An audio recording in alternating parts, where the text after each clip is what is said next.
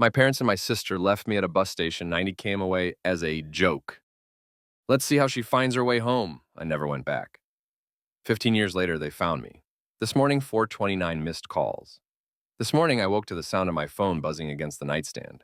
Not the gentle pulse of a single notification, but the frantic, continuous vibration that sounds like something alive and panicking. I had forgotten to switch it to silent before bed. My husband stirred beside me, mumbling something about spam calls getting worse. I reached for the phone, expecting to see some telemarketer or wrong number. The screen was so bright it made my eyes water. 429 missed calls. The number kept climbing as I watched. 430, 431. The same two numbers appearing over and over, occasionally interrupted by others I didn't recognize. I sat up in bed, my heart doing something strange, not racing exactly, but moving in an unfamiliar rhythm, like it had forgotten how to beat properly and was trying to remember. I knew those numbers. I had deleted them from my contacts 15 years ago, but some part of my memory had preserved them anyway.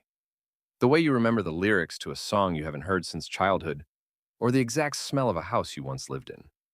My mother's cell phone, my father's landline, though I was surprised they still had it, and another number that kept appearing, my sister's. I set the phone face down on the nightstand and lay back against my pillow. My husband had already fallen back asleep, his breathing deep and even. Outside our window, the first gray light of morning was beginning to separate the sky from the trees. A bird started singing, then stopped, as if it had forgotten what came next. I did not call back. I did not listen to the voicemails that had accumulated.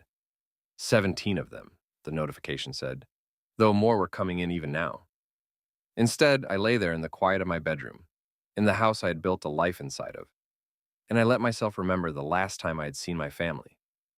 I was 17 years old, and I thought we were going on a family trip. That's the part that still catches in my throat when I think about it. Not the abandonment itself, but the fact that I had been excited. I had packed a small bag. I had brought a book for the drive.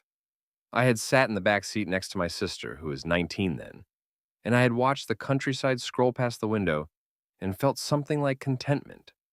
We didn't take trips often. My parents were not the vacationing type.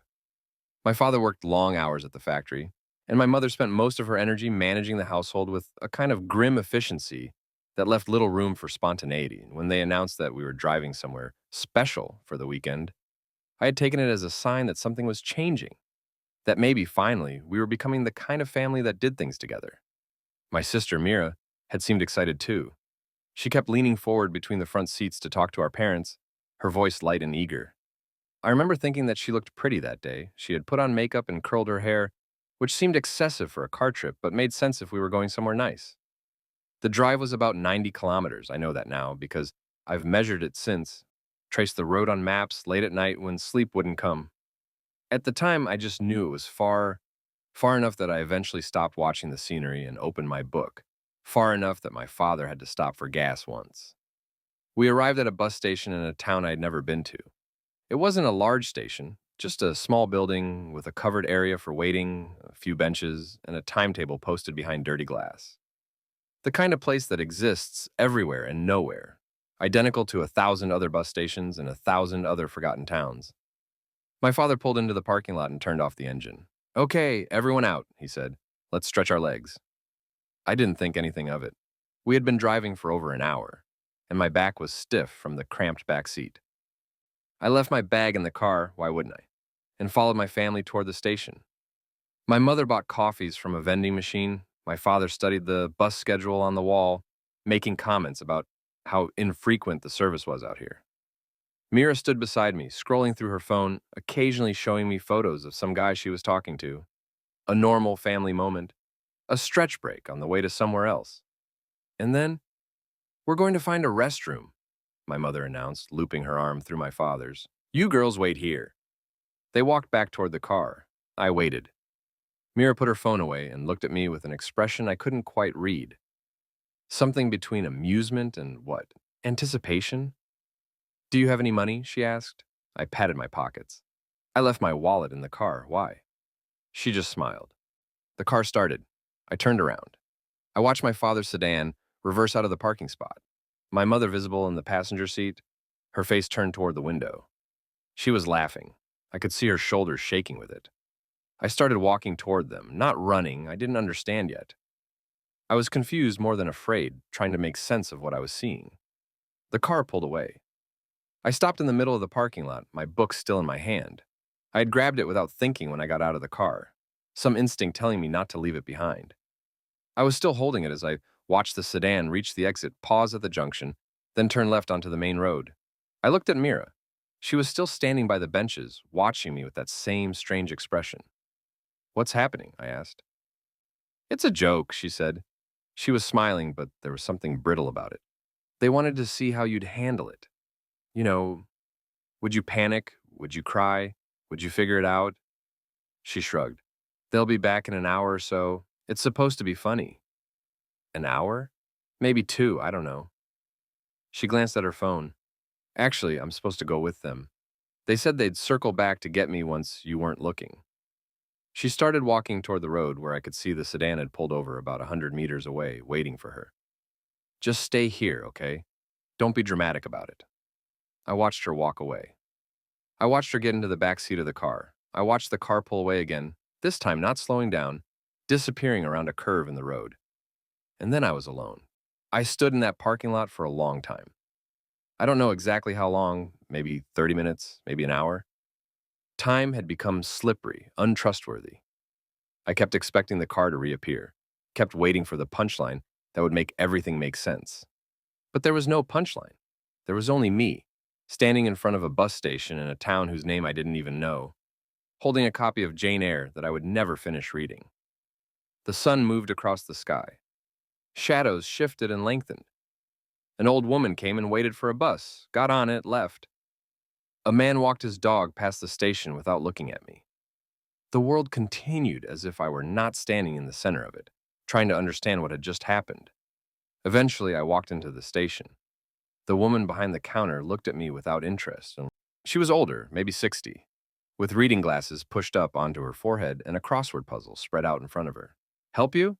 I need to get home," I said, "but I don't have any money." She looked me up and down. "Where's home?" I told her. She sucked her teeth and shook her head. "That's 90 kilometers east. Bus doesn't go that way. You'd have to transfer twice, maybe 3 times." She paused. "And anyway, you need money for a ticket." "I don't have any." "Then I can't help you." I stood there, waiting for her to offer something, a solution, a suggestion, anything. But she just went back to her crossword, filling in letters with a stubby pencil. I had been dismissed. I walked outside and sat on one of the benches. I sat there until the sun went down. Here's what I learned that day. And in the days that followed, I learned that when you are 17 years old and alone in a town you don't know, people look through you. They see a teenager sitting on a bench, and they assume she's waiting for someone, that she belongs to somebody, that her presence is temporary. They do not stop. They do not ask. I learned that hunger is not a sudden thing, but a slow one. It starts as an awareness, a slight hollowness behind your ribs, and grows over hours into something you cannot ignore. By nightfall, my stomach was cramping, and I couldn't remember the last time I had eaten. I learned that cold is also gradual. The day had been warm enough, but as darkness fell, the temperature dropped and I had no jacket. I hugged my arms around myself and sat on the bench, shivering, watching my breath form small clouds that disappeared as soon as they appeared. I learned that fear can be patient, doesn't always arrive all at once. Sometimes it builds slowly, layer by layer, until you realize you are carrying so much of it that you can barely move. And I learned this was the most important lesson, the one that would shape everything that came after, that if no one was coming for me, I would have to go somewhere myself. I started walking as the sky turned purple, heading in the direction I thought was east. I had no plan beyond movement. Staying still felt like giving up, like accepting the terms of the joke my family had played on me. If I kept moving, at least I was doing something. At least I was making a choice. The road was narrow and poorly lit. Cars passed occasionally, their headlights sweeping over me like searchlights, but none of them stopped. I didn't try to flag them down. I had seen enough movies to know that hitchhiking was dangerous, especially for a teenage girl alone at night. Instead, I walked on the shoulder, keeping my head down, trying to look like someone with a destination. After about 2 hours, I came to another town. This one was slightly larger. It had a gas station and a small restaurant that was still open, light spilling from its windows onto the cracked asphalt of the parking lot. I went inside. The warmth hit me like a physical force, making my skin prickle and my eyes water. I stood in the doorway for a moment, just absorbing it, letting my body remember what it felt like not to be cold. A woman approached me, the owner or manager, I guessed, based on the way she carried herself. She was in her 40s, with short gray hair and a face that looked like it had seen a lot of late nights. "Can I help you?" My voice cracked. I hadn't spoken in hours, and my throat was dry. "I'm trying to get home, but I don't have any money, and I'm not sure how to get there." She looked at me for a long moment. I could see her calculating. Was I a runaway, a drug addict, a liar? What story was she supposed to believe? "Where's home?" she asked finally. I told her. "That's far," she said. "Nearly 100 kilometers." She paused. "Where are your parents?" I opened my mouth to answer, but nothing came out. I didn't know how to explain what had happened without sounding insane. They left me at a bus station as a joke. They drove away and didn't come back. Even in my own head, the words sounded implausible. The woman must have seen something in my face because her expression softened. "Sit down," she said. "I'll get you something to eat." Her name was Sonia, and she saved my life. I know how dramatic that sounds. I know there are people who would argue that I was never in real danger, that my family would have come back eventually, that the joke would have ended, and that I would have been fine if I had just waited at the bus station like I was supposed to. But I don't think that's true. I think something in me would have died if I had waited. Something that had already been dying for a long time, suffocating under the weight of a family that saw me as a punchline rather than a person. Sonia fed me, and she let me sleep on a cot in the back room of her restaurant. In the morning, she drove me to a larger town with a bus depot and bought me a ticket. Not to my hometown, but to a city I had never been to, one where she said she had a cousin who might be able to help me find a job. "You're not going back there," she said. It wasn't a question. She had asked me what happened, and I had told her, my voice flat and steady because I didn't have enough energy left to cry. She had listened without interrupting, and when I finished, she had simply nodded and said, "I see." "No," I agreed. "I'm not." She gave me her phone number and told me to call if I ever needed anything. She gave me $50 from her own wallet, money she probably couldn't afford to spare.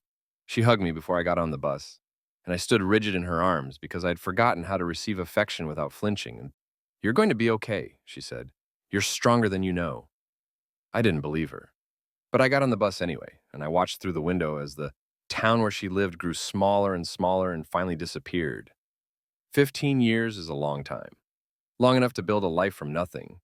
Long enough to forget, sometimes for days or weeks at a time, that I ever had a family at all. Long enough that when I catch a glimpse of myself in the mirror, a woman of 32 with tired eyes and capable hands, I barely recognize the girl who once stood alone in a bus station parking lot, holding a book like a talisman against the dark. I made it to the city. I found Sonia's cousin, a woman named Dara, who ran a small cleaning service and didn't ask too many questions. I worked for her for 3 years, scrubbing toilets and mopping floors, saving every penny I could. I got my high school diploma through night classes. I applied to community college and was accepted.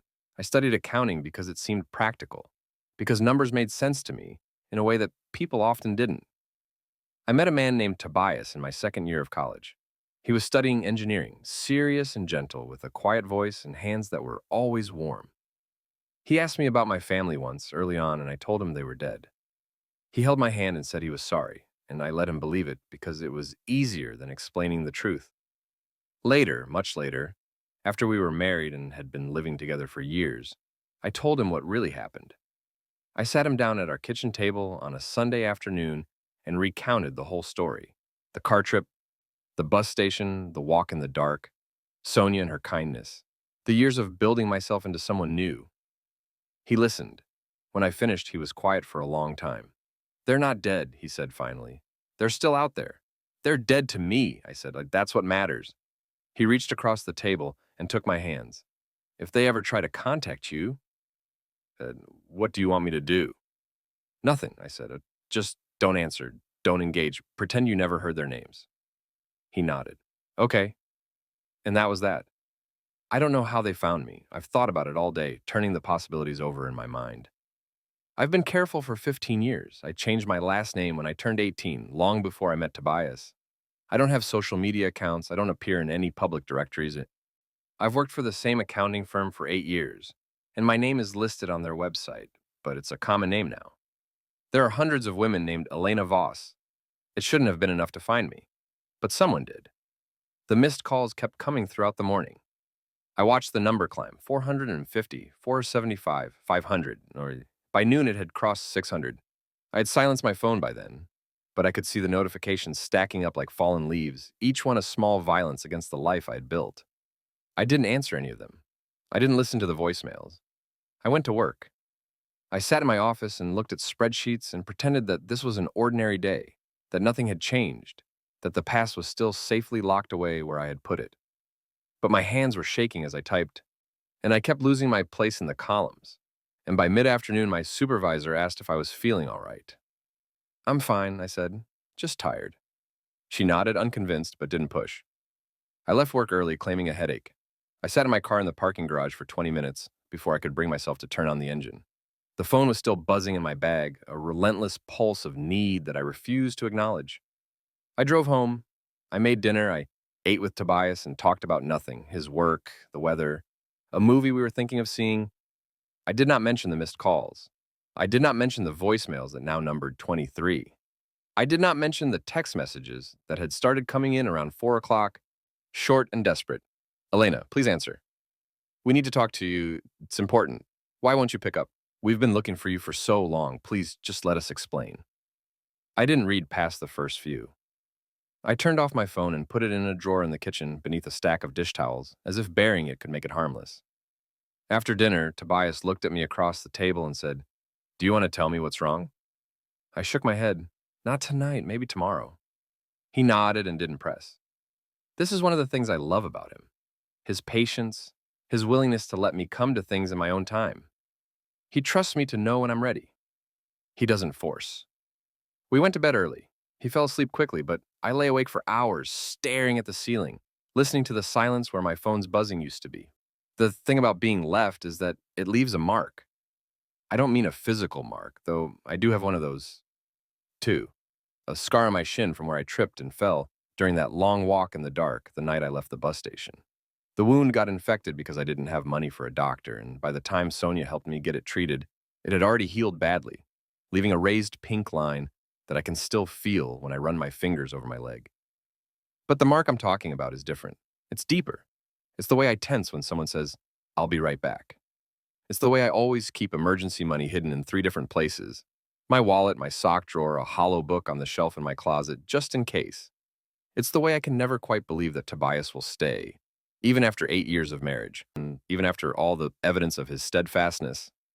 The mark is the knowledge lodged somewhere deep in my chest that people can leave you, that the people who are supposed to love you most can look at your fear and see a joke, that safety is an illusion, constructed and maintained by your own vigilance, and it can be shattered in an instant by someone else's cruelty. I have built a life despite that mark. I have learned to trust cautiously and with great effort. I've learned to let people in, though I always keep one eye on the door. I have learned that not everyone is my family, that some people can be relied upon, that love does not always come with conditions. But the mark is still there. It pulses sometimes, late at night when I'm tired or stressed, or something reminds me of who I used to be. It aches like an old injury when the weather changes. And now my family has found me, and the mark is throbbing like it's fresh. The next morning, I woke to more missed calls.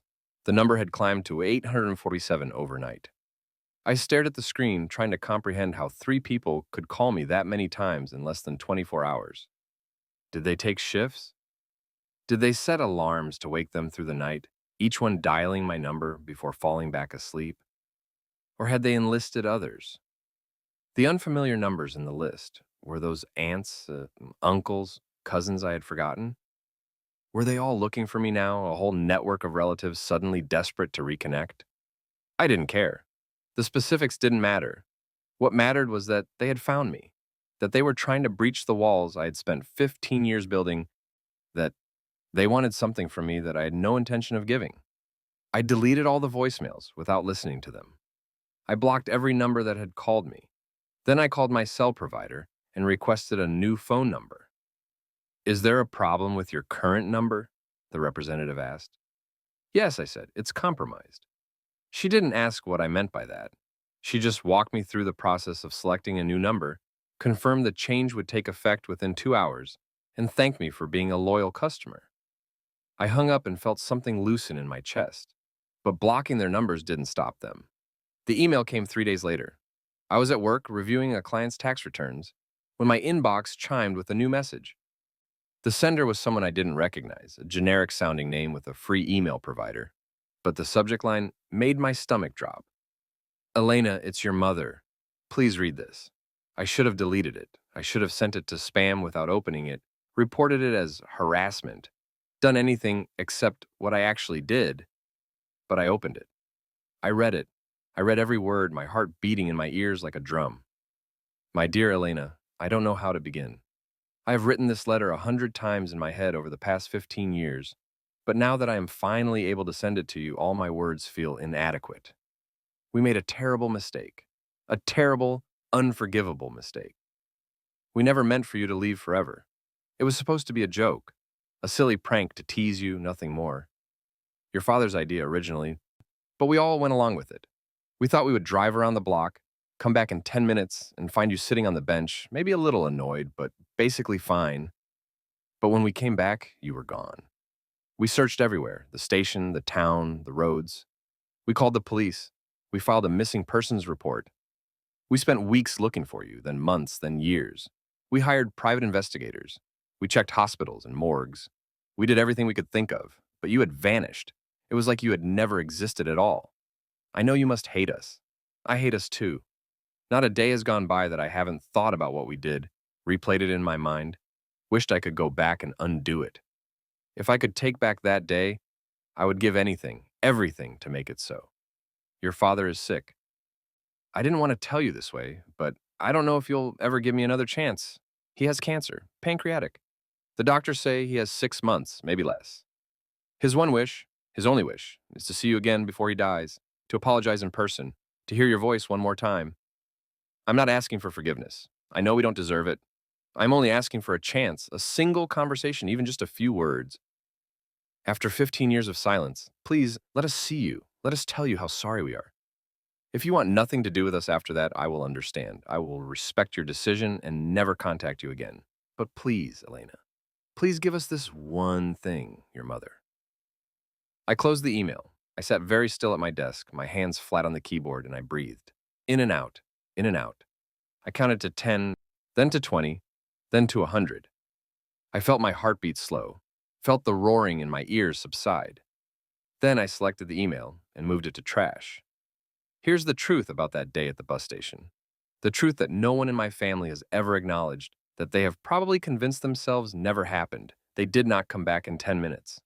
They did not come back in an hour. They did not come back at all. I know this because I waited. I sat on that bench for hours, watching every car that entered the parking lot, jumping to my feet each time I thought I recognized my father's sedan. I waited until dark, until the station closed, until the woman behind the counter told me I had to leave because they were locking up. They did not come back. They did not look for me. Not that night, not the next day, not the next weekend. No police ever contacted me. No private investigator ever tracked me down. In 15 years, I've never seen a single piece of evidence that my family made any effort to find me at all. I believe they drove away and forgot about me. I believe they went home and ate dinner and watched television and went to bed, and in the morning they woke up and remembered, briefly, that they had left their youngest daughter at a bus station, and they decided it was easier to pretend that I had never existed than to face what they had done. I believe my mother's email is a lie. All of it. The searching, the missing persons report, the private investigators, the years of grief. I believe she constructed this story to ease her own conscience, to transform herself from a perpetrator into a victim, to make my absence into something that happened to her rather than something she caused. And even if I'm wrong, even if some part of her story is true, even if they did search for me in some limited, half-hearted way, it doesn't matter. Because they still left me. They still drove away laughing while I stood in a parking lot with no money and no way home. They still made a joke out of my fear and my trust and my love. and that is not something that can be undone with an email. The letters came next. Physical letters, handwritten on cream-colored stationery, arriving at my workplace because they couldn't find my home address. The first one came a week after the email. Then another 3 days later, then another, then another. I recognized my mother's handwriting, looping and careful, the same penmanship she had used to write notes in my school lunches when I was a child. I remembered how I used to save those notes, folding them carefully and tucking them into my desk drawer like treasures. I threw the letters away without reading them. My supervisor noticed the envelopes accumulating in my mail slot. "Someone's popular," she said, trying to sound casual. "Secret admirer?" "Junk mail," I said, "from a charity I donated to once. They won't stop." She nodded, accepting the lie. After 2 weeks, the letters stopped. I thought it was over. I thought they had finally given up, finally accepted that I was not going to respond, finally resigned themselves to the absence they had created. I was wrong. Tobias called me at work on a Tuesday afternoon, his voice tight with something I couldn't identify.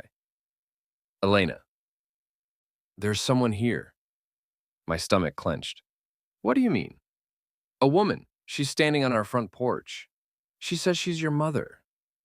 I didn't speak for a long moment. The office buzzed around me, phones ringing, keyboards clicking, someone laughing at a joke down the hall. Normal sounds. The sounds of a normal life that was suddenly crumbling around me. "Don't let her in," I said finally. "Don't talk to her. Just tell her to leave." "I tried. She won't go. She says she's not leaving until she sees you." I closed my eyes. "I'm coming home." The drive from my office to our house usually takes 15 minutes. That day, it took nearly 30. I drove slowly, carefully, like someone in a dream. I stopped at yellow lights I would normally have accelerated through. I took a wrong turn and had to double back. I was not avoiding. I was preparing. I was gathering myself, piece by piece, building a wall inside my chest that could withstand whatever was waiting for me. I was remembering who I was, not the 17-year-old girl at the bus station, but the woman I had become. Elena Voss, accountant, wife, survivor. Someone who had earned her life, who had built it from nothing, who owed nothing to anyone from her past. By the time I pulled into our driveway, I was ready. She looked old. That was my first thought when I saw her standing on our porch. How old she looked, how much she had changed. In my memory, my mother was perpetually 45. Ash blonde hair styled with careful precision, skin that still had the smoothness of middle age, a body that moved with brisk efficiency. The woman on my porch was in her 60s. Her hair had gone fully gray and cut short in a way that looked practical rather than stylish. Her face was lined deeply around the eyes and mouth. She stood slightly hunched, as if her shoulders had grown too heavy to carry. Tobias was standing in the doorway behind her, his arms crossed, his expression guarded. He had not let her inside. I got out of the car and walked toward them. My mother saw me coming. Her face changed, crumpled, rearranged itself into something I couldn't read. She took a step toward me, her hands reaching out. "Elena," she said. "Elena, my baby, my—" "Stop." The word came out harder than I intended, sharp enough to cut. She stopped. Her hands fell to her sides. I climbed the porch steps and stood in front of her, close enough to touch, if I had wanted to. Close enough to see the tears beginning to form in her eyes. "You need to leave," I said. "Please," her voice cracked. "Please, Elena, just let me explain." "There's nothing to explain." "There is. There's so much. If you would just listen." "I don't want to listen." She reached for me then, her fingers brushing my arm, and I flinched back as if she had burned me. Something in her face shattered. "Please," she whispered. "Your father's dying. He wants to see you. He wants to apologize. It's his last wish, Elena." "His very last?" Then he should have thought of that 15 years ago. "We didn't mean— It was a mistake. We were horrible. I know we were horrible. But we've suffered, Elena. We've suffered so much." "You've suffered." The words came out flat, emotionless. I watched them land on her like blows. "You've suffered," I repeated. "What about me? What about the 17-year-old girl you left at a bus station with no money and no way home? What about the night I spent walking in the dark, not knowing where I was going, not knowing if I was going to survive?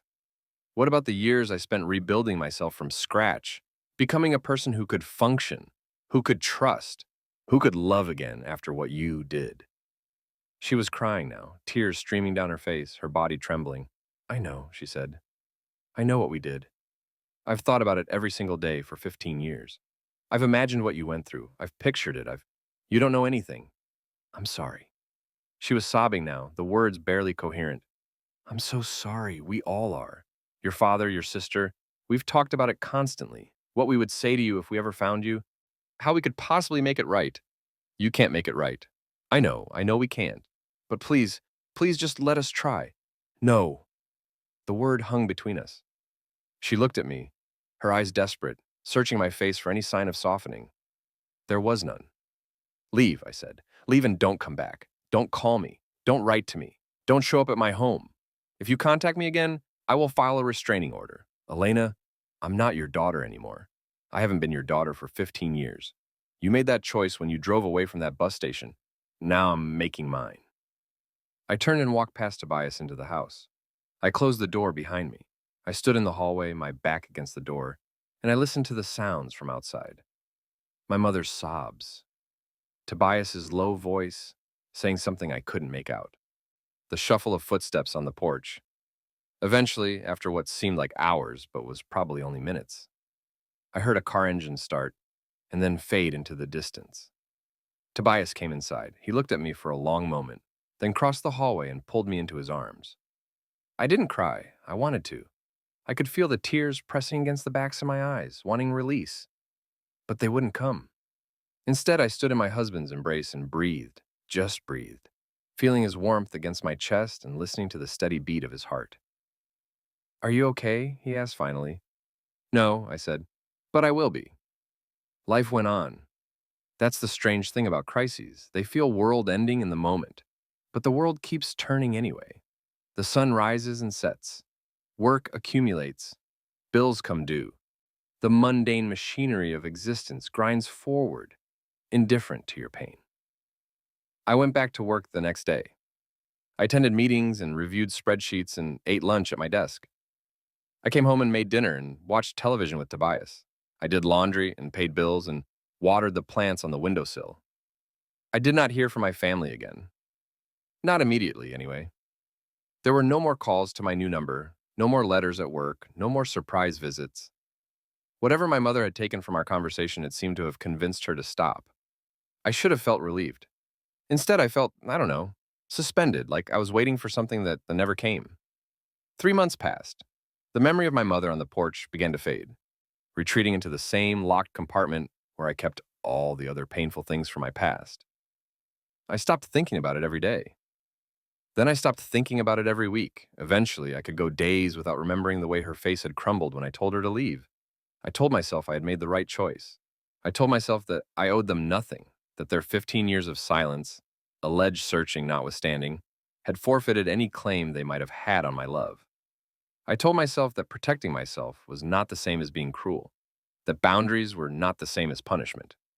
I mostly believed it. And then the letter came on a Wednesday. Not a handwritten letter from my mother, but an official-looking envelope with a law firm's name in the corner. I opened it at the kitchen table while Tobias watched from across the room. Dear Ms. Elena Voss, we regret to inform you of the passing of Mr. Harold Drazen on October 14. As per Mr. Drazen's final wishes, you have been named as a beneficiary in his estate. Please contact our offices at your earliest convenience to discuss the details of your inheritance. Harold Drazen, my father. I set the letter down on the table and stared at it for a long time. The words seemed to swim in front of my eyes, rearranging themselves into new configurations that made no more sense than the original. What is it? Tobias asked. My father died, I said. I'm in his will. I did not go to the funeral. I did not contact the law firm. I did not do anything for weeks except carry the letter around in my purse like a stone I couldn't put down. I thought about him dying. I tried to imagine it. The hospital bed, the machines, the slow dimming of a life. I wondered if he had thought about me at the end. I wondered if he had been waiting for me, hoping that I would come, that I would give him the forgiveness he wanted. I wondered if it would have changed anything if I had. The answer was always no. The second letter came a month later. This one was handwritten. Not my mother's careful script, but something messier, more hurried. Elena, he's gone. Dad's gone. He died asking for you. I know you hate us. I know you have every right to hate us. What we did was unforgivable. I've known that since the day it happened, since the moment I watched you standing in that parking lot and did nothing to stop it. I've spent the last 15 years trying to pretend it wasn't as bad as it was, telling myself it was just a joke that went wrong, that we were going to come back, that you were never really in danger. But I know the truth. I've always I've always known. We abandoned you. We left you alone in a strange place with nothing, and we drove away laughing, and we didn't come back. Dad talked about it constantly at the end. He wanted you to know that he understood what he had done, that he didn't expect forgiveness, that he just wanted to see you one more time. He wanted to tell you he was sorry, not to make himself feel better. He knew that wasn't possible, but because he thought you deserved to hear it. I'm not asking you to forgive him. I'm not asking you to forgive any of us. I'm just asking you to know that he died thinking about you, that your name was the last word he said. I know you probably won't respond to this. I know I don't deserve a response, but I wanted you to know. Your sister, Mira, I read the letter once, then again, then a third time. Then I folded it carefully and put it in the drawer with the first letter from the law firm. 2 pieces of paper. 2 fragments of a family I no longer belong to. I did not respond. Time passed. My father's estate was eventually settled without my participation. I later learned that my share, a modest sum that he had specifically set aside for me, was donated to a charity for homeless youth. The law firm handled everything. I never signed a single document. My mother died 2 years later. I learned about it through an obituary that a colleague sent me, not knowing the connection. Margaret Drazen, beloved wife and mother, passed away peacefully at home after a long illness. She is survived by her daughter, Mira. The obituary mentioned only one daughter. I wondered if that was intentional, if they had written me out of the family the way I had written them out of mine, or if it was simply an oversight. I decided it didn't matter. I did not go to that funeral either. Mira continued to write. Not often, once or twice a year, always around the anniversary of the day they had left me at the bus station. The letters were never demanding, never angry. They were mostly just reports, updates on her life, her job, her husband. She got married 5 years ago. I saw it mentioned in one of the letters but did not respond. Her children, twins, a boy and a girl, born 3 years ago. She wrote about our parents' deaths. She wrote about her own guilt, her own therapy, her own attempts to understand why she had gone along with something she knew was wrong. I was 19, she wrote once. I was 19 and I wanted them to like me. I wanted to be on the inside of the joke instead of the outside. I wanted to feel like I belonged. I know that's not an excuse. I know there is no excuse. But I thought you might want to know why I did what I did, not to justify it, just to explain. I think about you every day. I think about what your life must be like now, who you've become, what you've achieved. I think about the fact that we could have been sisters, real sisters, close sisters, if I had been braver. If I had said no, if I had refused to get in the car. I'm sorry, Elena, I'm so sorry. I read her letters. I never responded, and now it is morning again. A different morning, 7 years after my mother appeared on my porch. I'm almost 40. Tobias and I have been married for 15 years. We have a daughter. Her name is Sonia, after the woman who saved me, who is 7 years old and has her father's gentle eyes and my stubborn chin. She is sitting across from me at the breakfast table, eating cereal and telling me about a dream she had. Something about a purple elephant and a talking flower. I nod and make encouraging sounds, but part of my mind is elsewhere. This morning, I woke to the sound of my phone buzzing. Not hundreds of missed calls this time, just one. A single call from a number I did not recognize. And a voicemail. I haven't listened to it yet. The phone is sitting on the counter, silent now, waiting for me to make a decision. I can see the notification from where I sit. One new voicemail. Sonia finishes her cereal and runs off to brush her teeth. Tobias is in the shower. The house is quiet, the morning light filtering through the windows like something precious.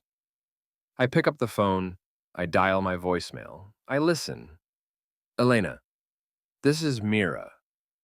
A pause. I can hear her breathing, unsteady, like she's been crying. I know you don't want to hear from me. I know you've never responded to any of my letters. I know you have every right to hang up now and delete this message and never think about me again. Another pause. Longer this time.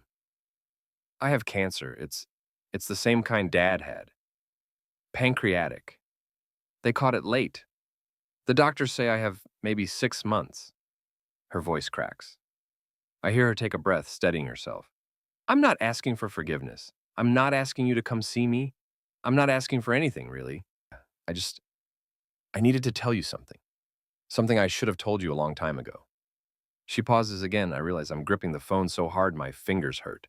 That day at the bus station, when we drove away and left you standing there, I looked back. Through the rear window, I looked back and saw you. You were so still. You weren't crying or running after us or anything. You just stood there, holding your book, watching us leave. And even then, even as we drove away, I knew we had done something terrible. I knew it wasn't a joke. I knew it was something that would break you. But I didn't say anything. I didn't tell Mom and Dad to stop. I sat there and I watched you get smaller and smaller until I couldn't see you anymore. I have thought about that moment every single day for the last 22 years, every single day. And I want you to know that I'm sorry. Not because I'm dying and I want to clear my conscience. Not because I'm hoping you'll forgive me, just because it's true. I'm sorry for what I did. I'm sorry for what I didn't do. I'm sorry for every year that passed when I could have tried harder to find you, to make things right, and I didn't. You deserve better, Elena. You deserved a family that loved you properly. You deserved to grow up feeling safe. And we took that away from you. I don't expect you to call back. I don't expect you to come to my funeral. I don't expect anything from you at all. I just wanted you to hear me say it one time, so you would know that someone in this family finally understood what we did. A long silence. I can hear her crying softly. Goodbye, Elena. I hope your life is beautiful. I hope you're happy. I hope you've found the family you deserve. The message ends. I set the phone down on the counter. I stand in my kitchen in the house I share with my husband and my daughter, and I let the silence settle around me like water. Sonia comes running back in, her teeth brushed, her hair wild. Mommy, can we go to the park later? Please, please, please. I look at her. My daughter, this fierce, curious, joyful child who has never known a day of doubt about whether she's loved. Yes, I say, well, we can go to the park. She cheers and runs off to tell Tobias. I stand alone in the kitchen, holding my phone, thinking about a voicemail from a dying woman I once called sister. I do not call her back. I don't know if that makes me cruel or wise. I don't know if I'm protecting myself or punishing her. I don't know if there's even a difference anymore. What I know is this. I built a life. I built it from nothing. From the ruins of what my family did to me. I built it with my own hands, my own choices, my own stubborn refusal to let what happened define me. And part of building that life meant closing certain doors, sealing certain rooms, making peace with the fact that some wounds don't heal. Not really, they just become part of you, integrated so deeply that you forget they were ever separate. Mira is going to die. She is going to die without hearing my voice, without seeing my face, without knowing whether her apology meant anything to me. And I will live with that, the way I've lived with everything else. Later that night, after Sonia's asleep and Tobias has gone to bed and I sit alone in the living room with the lights off, I think about forgiveness, not whether I should forgive them. I've long since stopped asking myself that question. But what forgiveness even means, whether it's something you give to other people or something you give to yourself, whether it's a single act or a process that unfolds over years, whether it's even possible in some cases or whether some things are simply too broken to mend. I don't know the answers. I don't think anyone does. What I know is that I'm not angry anymore. Not the way I used to be. The rage that once burned so hot inside me, the rage that kept me walking through the dark, kept me fighting for a future I couldn't yet see, has cooled into something else. Something quieter, something almost like indifference. I don't hate my family. Hating them would require me to feel something towards them. And I don't, not anymore. They are strangers to me now. People who existed in a different life, a life that ended the day they drove away.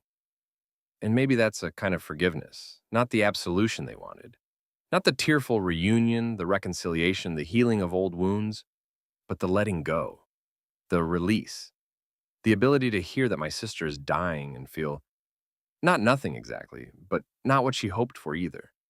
I feel sad, a distant, abstract sadness, like reading about a tragedy in another country.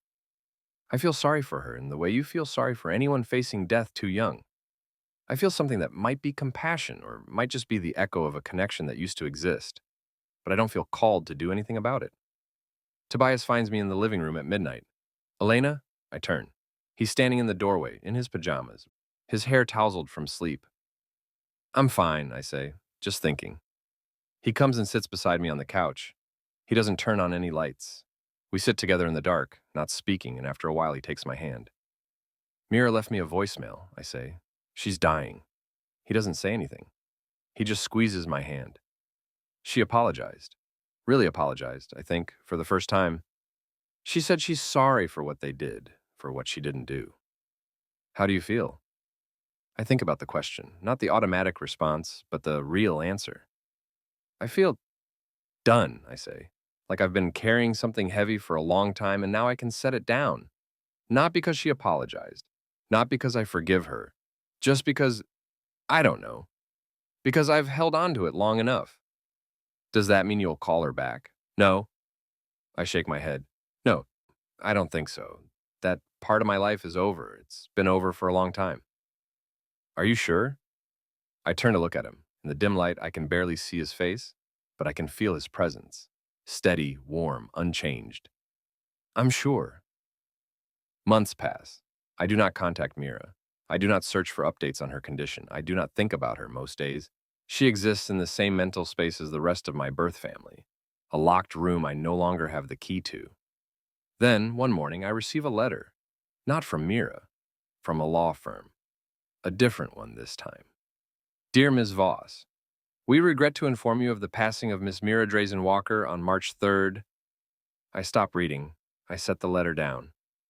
I sit at the kitchen table and let myself feel what I feel. It's not grief, exactly. I don't have the right to grieve for her. We hadn't spoken in over 2 decades, and the person I knew died long before her body did. But there is something. A heaviness in my chest, a sense of finality. The last thread connecting me to my old life has been cut, and I am fully and completely alone with the life I built. It should feel liberating. In some ways it does. But there's also a strange kind of loss. Not for what we had. What we had was broken, poisoned, not worth mourning, but for what we could have had. For the alternate version of the story where Mira said no, where she refused to get in the car, where she stood beside me in that parking lot and we faced whatever came next together. That version doesn't exist. It never did. But for a moment, sitting at my kitchen table with the letter in my hands, I let myself mourn it anyway. Sonia comes into the kitchen, backpack on, ready for school. Mommy, are you sad? I look at her. My daughter. My proof that the cycle can break, that love can be given without conditions, that families can be built instead of born. A little, I say. Someone I used to know died. Were they nice? I consider the question. They tried to be, I say finally, at the end. Sonia nods, accepting this with the easy wisdom of childhood. That's good, she says. Trying is good. She hugs me quickly and runs out the door, where Tobias is waiting to drive her to school. I watch her go, this small person I love more than I ever thought possible. And I feel something shifting. Not forgiveness, not closure, just movement, forward motion. The sense that I have been standing still for a long time, and now, finally, I can take another step. I return to the letter. I read it all the way through this time. The details of the estate, the arrangements that have been made, the request for me to contact the firm if I wish to claim any of my designated inheritance. There is a second page folded behind the first, a note from the lawyer. Ms. Voss, your sister left specific instructions for you to receive the enclosed item upon her passing. She asked that I deliver it without comment and said you would understand its significance. I unfold the note further. There is a photograph inside. It's old, faded, creased, clearly having been carried around for a long time before being placed in this envelope. A Polaroid, the kind that was already vintage when I was a child. 2 girls stand in a backyard, their arms around each other, squinting into the sun. One is tall, with ash blonde hair and a confident smile.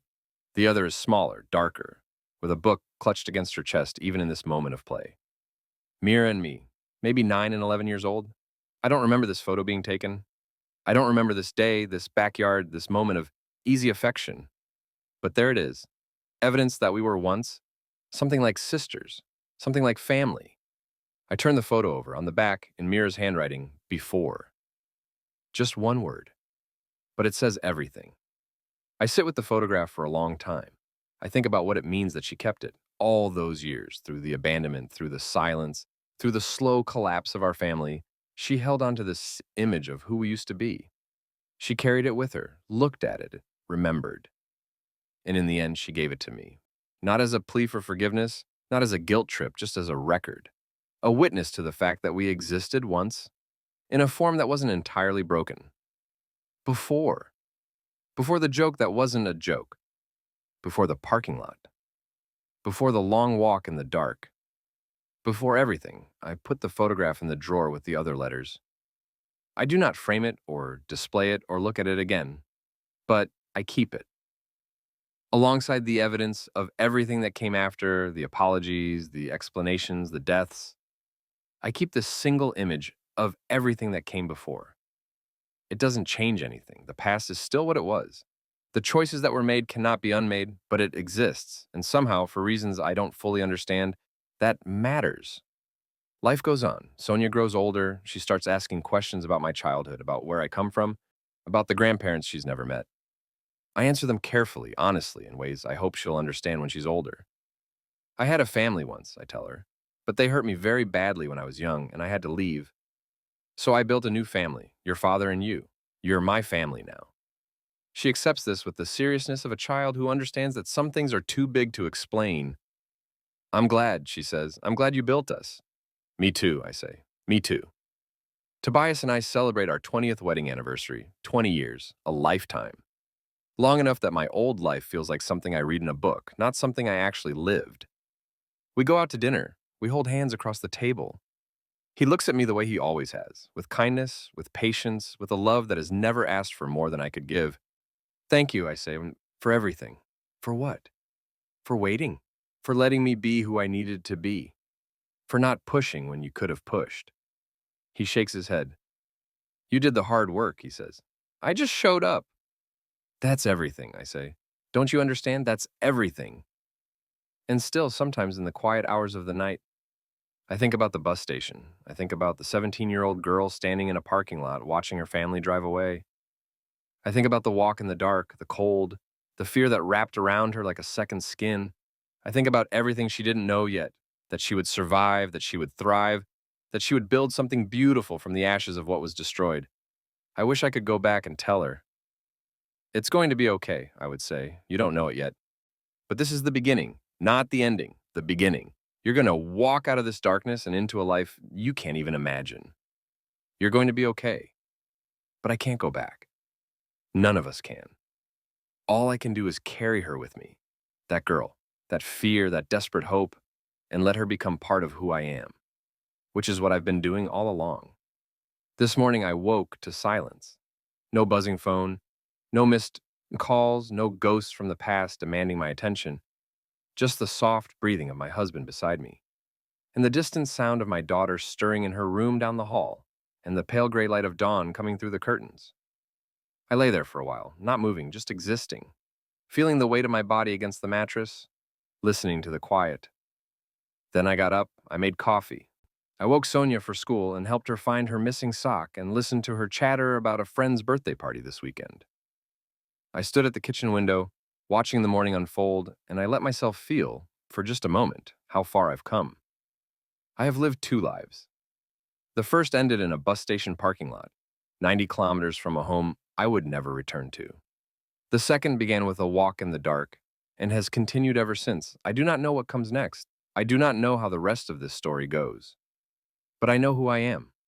I know where I belong. And I know that the distance I have traveled, all 90 kilometers of it, and all the years that followed, was not a tragedy. It was an escape. The photograph is still in the drawer. I looked at it once more this morning before I started writing this down. The two girls in the backyard, the sun on their faces, the way they're leaning into each other as if nothing could ever separate them. Before. But before was a lie, wasn't it? Before was just the preamble to after.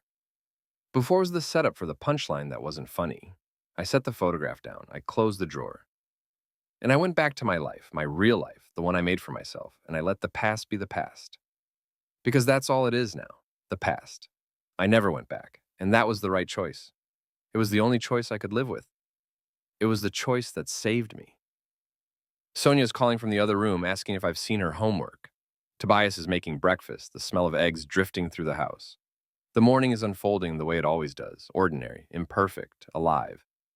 I put down my pen, I close this notebook, and I go to join my family.